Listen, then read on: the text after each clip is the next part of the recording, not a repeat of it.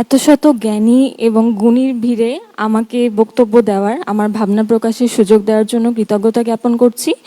আমি Sadia Tasnim, K79 batch, বর্তমানে final ইয়ারে অধ্যয়নরত রয়েছি। মাননীয় প্রধানমন্ত্রী, আমাদের ঢাকা মেডিকেল কলেজ হাসপাতালের পুরনো বিল্ডিংটা, এটা 1904 সালে নির্মিত এবং সেটাও তৈরি হয়েছিল সচিবালয় হিসেবে, যেটা বর্তমানে আধুনিক হাসপাতালের কাঠামো অনুযায়ী নয়। এবং আমাদের ইনডোর, বিভিন্ন ডিপার্টমেন্টের ইনডোর, আউটডোর, ইমার্জেন্সি রুম, ওটি এবং আইসিইউ, এগুলো খুঁজে পেতে শুধু রোগীদেরই না, আমাদেরও যথেষ্ট সমস্যার সম্মুখীন হতে হয়।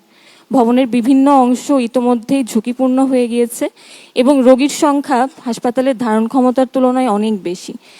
এই সমস্ত কিছুর সমাধানে একটি প্রকল্পের কথা আমরা অনেকদিন যাবৎ শুনে আসছি, যে নতুনভাবে একটি প্রকল্প তৈরি হবে, যেখানে আমাদের হাসপাতাল নতুনভাবে তৈরি করা হবে, কিন্তু এর কোনো বাস্তবায়ন আমরা এখনো দেখি নাই। আজকে আমাদের হোস্টেলের যে প্রকল্প, সেটা উদ্বোধন করা হলো, এজন্য আমি আপনাকে এবং সংশ্লিষ্ট সকলকে ধন্যবাদ জানাই।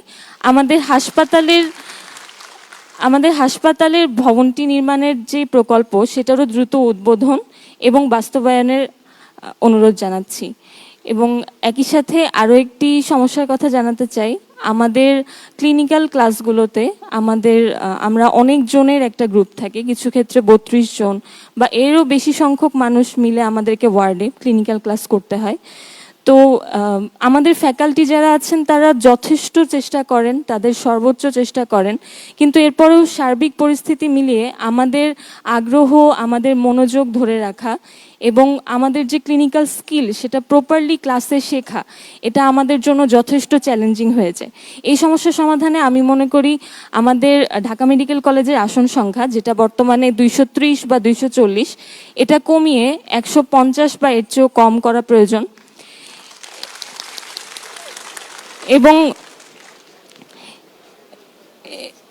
এবং আমরা স্টুডেন্ট যদি কমানো হয়, সেক্ষেত্রে আমাদের ক্লিনিক্যাল স্কিলগুলো অর্জন করা আমাদের জন্য সহজ হবে।